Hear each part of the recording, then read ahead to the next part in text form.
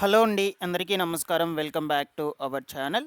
తెలంగాణ రాష్ట్రంలో ఇందిరమ్మ ఇండ్లకు సంబంధించి కొత్త నిబంధనలు రావడంతో ఈ మొదటి విడత ఇందిరమ్మ ఇళ్లకు సంబంధించిన బిల్లులనేటువంటివైతే ఆగిపోవడమైతే జరిగిందనమాట. సో, మనకు సేమ్ ఇదే నిబంధనలొచ్చేసి ఇప్పుడు రెండో విడత లబ్ధిదారుల ఎంపిక ప్రక్రియ అయితే జరుగుతుంది కదా! వాళ్ళకి ఇల్లనేటువంటిది ఇచ్చాక ఈ నిబంధనలతోనే వాళ్ళు ఇల్లనేటువంటిదైతే నిర్మించుకోవాలనమాట. సో, మనకు ప్రభుత్వం తీసుకొచ్చినటువంటి కొత్త నిబంధనలనేటువంటివేమిటో నేను మీకు ఈ వీడియోలో క్లియర్‌గా ఎక్స్‌ప్లెయిన్ చేస్తాను. సో, నెక్స్టొచ్చేసి ఈ రెండో విడత లబ్ధిదారుల ఎంపిక ప్రక్రియకు సంబంధించిన ఎలిజిబుల్ లిస్ట్ మనకు ఎప్పటినుంచైతే అవైలబుల్‌లోకైతే వస్తుంది. ఆ లిస్ట్‌ని ఎట్లా చెక్ చేసుకోవాలి, ఆ వివరాల గురించి ఎక్స్‌ప్లెయిన్ చేస్తాను. నెక్స్ట్ అలాగే చాలామంది కూడా డబుల్ బెడ్‌రూమ్ ఫ్లాట్స్ కోసమైతే ఎదురు చూస్తూ ఉన్నారనమాట. అర్హులైనటువంటి వాళ్ళకు ఈ డబుల్ బెడ్‌రూమ్ ఇల్లు ముఖ్యంగా ఏ కేటగిరీ వాళ్ళకు పంపిణీ చేస్తారు, ఎప్పటినుంచి పంపిణీ చేస్తారో కూడా క్లియర్‌గా అయితే ఈ వీడియోలో ఎక్స్‌ప్లెయిన్ చేస్తాను. మీరందరూ ముఖ్యంగా వీడియోని ఎండ్ వరకు చూసి ఈ వీడియోకు ఒక చిన్న లైక్ చేయడం అయితే మర్చిపోవద్దు. అలాగే ఫస్ట్ టైం ఎవరైతే ఛానల్‌ని విజిట్ చేశారో ప్రతి ఒక్కరు కూడా ఛానల్‌ని సబ్స్క్రైబ్ చేసుకునేసి పక్కనే ఉన్నటువంటి బెల్ ఐకాన్‌ని క్లిక్ చేసి ఆన్‌లో అయితే పెట్టుకునేసేయండి. టెలిగ్రామ్ గ్రూప్‌లో కూడా జాయిన్ అయితే అయిపోండి. మీకు యూజ్ అయ్యే ఇన్ఫర్మేషన్ అప్డేట్ అయితే చేస్తూ ఉంటాను. ఇక లేట్ చేయకుండా వివరాల్లోకి గనుక వచ్చేసినట్లయితే తాజాగా ప్రభుత్వం మనకు ఈ ఇందిరమ్మ ఇండ్లకు సంబంధించి అయితే కొత్త నిబంధనలు తీసుకురావడంతో మొదటి విడతలో ఇల్లు అనేటువంటిది పంపిణీ చేశారు కదా! వాళ్ళు చాలామంది కూడా ఈ నిబంధనలకు విరుద్ధంగా ఇంటి నిర్మాణ పనులు స్టార్ట్ చేసుకోవడంతో వాళ్ళకి మొదటి విడత బిల్లు రూ. 1,00,000 నిలిపివేశారనమాట. ఆ బిల్లులైతే ఆపివేయడం అయితే జరిగింది. ఇక్కడ మీరు చూడొచ్చు.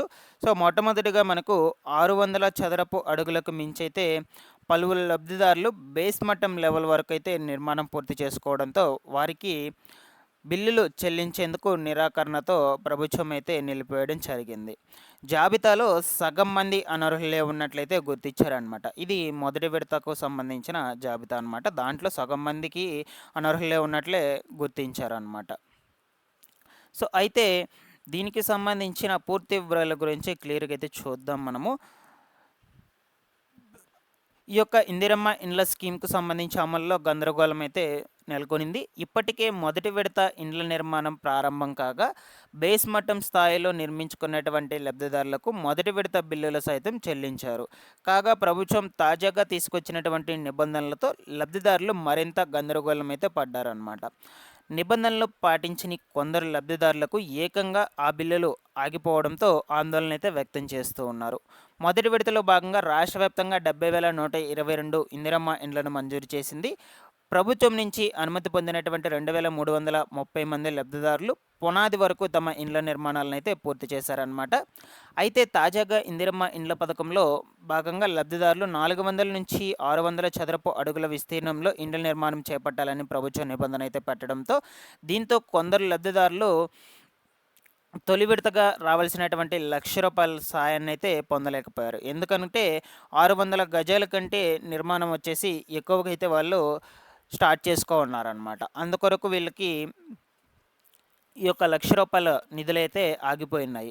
ఇలా రాష్ట్ర వ్యాప్తంగా 280 మందికి పైగా లబ్ధిదారులైతే ఉన్నారని తెలుస్తుంది. అంటే 280 మందికి పైగానే 400 నుంచి 600 మధ్య లోపల కాకుండా 600 చదరపు అడుగుల కంటే ఎక్కువగా నిర్మించుకోవడం వలన వాళ్ళకి రూ. 1,00,000 బిల్లులైతే ఆగిపోయినట్లయితే చెప్తూ ఉన్నారు. సో, మనకు 2,830 మందికి రూ. 1,00,000 ఆల్రెడీ జమ చేయగా వాళ్ళల్లో 280 మంది పైగానే 600 చదరపు అడుగుల కంటే ఎక్కువగానే నిర్మించుకున్నట్లయితే చెప్తూ ఉన్నారు. సో, ఇక రిమైనింగ్ వాళ్ళు ఎవరైతే ఉంటారో ఇంకా స్టార్ట్ చేసుకోకుండా ఉన్నటువంటి వాళ్ళు ప్రతి ఒక్కరు కూడా ఈ నిబంధనలనైతే తెలుసుకొని సో, మీరు ఆ నిబంధనల ప్రకారమే ఇంటి నిర్మాణ పనులైతే స్టార్ట్ చేసుకోండి. అలా స్టార్ట్ చేసుకుంటేనే మీకు ప్రభుత్వం నుంచి వచ్చేటువంటి సహాయం అయితే అందుతుంది. రూ. 5,00,000.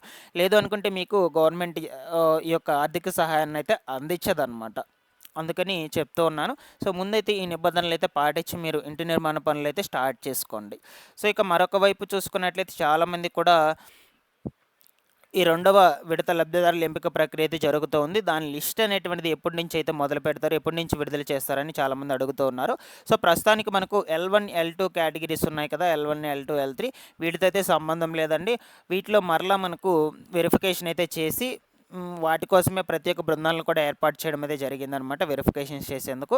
సో వాళ్ళు ప్రతి ఒక్కరు కూడా మీ అప్లికేషన్ ఫామ్ తీసుకొని ఇంటి దగ్గరికి అయితే వచ్చి మొత్తం కూడా వెరిఫికేషన్ చేస్తారు. సో దాని తర్వాత మిమ్మల్ని ఫైనల్ లిస్టులో అయితే చేస్తారనమాట. ఈ L1, L2, L3 లిస్ట్స్ అయితే సంబంధం లేదు. ఇంకా మనకు ఓవరాల్గా ఫైనల్ ఎలిజిబుల్ లిస్ట్ అయితే ఒకటి విడుదల చేస్తారు. అదొచ్చేసి మనకు వారం రోజుల్లో రెండో జాబితాను అయితే విడుదల చేయబోతున్నారు. ఇప్పటికే మొదటి విడత జాబితాను అధికారులు ప్రకటించక నిర్మాణాలు సైతం ప్రారంభమయ్యాయి. అయితే మధ్యలోనే ఎన్నికలు రావడంతో రెండో విడత ఎంపిక ఆలస్యమైతే అయింది. ఎన్నికలు హడావిడిగా ఎన్నికల కోడ్ అనేటువంటిది ఉండడంతో ఈ రెండో విడత లబ్ధిదారుల ఎంపిక ప్రక్రియ అయితే జరగలేదన్నమాట. సో అయితే అధికారులు ఎప్పటికప్పుడు ఆదేశాలు అయితే ఇస్తూ ఉన్నారు. అందులోనూ 400 నుంచి 600 చదరపు అడుగుల లోపు ఇండ్ల నిర్మాణం ఉండాలని నిబంధనలు కూడా ప్రజల్లో విస్తృతంగా అయితే ప్రచారం చేయాలని కూడా తెలియజేస్తూ వచ్చారు.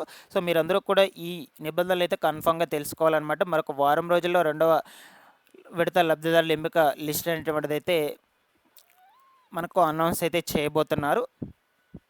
సో ఎప్పటికప్పుడైతే ఈ యొక్క ఇందిరమ్మ ఇండ్లకు సంబంధించిన అప్డేట్స్ అయితే మన ఛానల్ నుంచి అయితే నేను తెలియజేస్తూ ఉంటాను.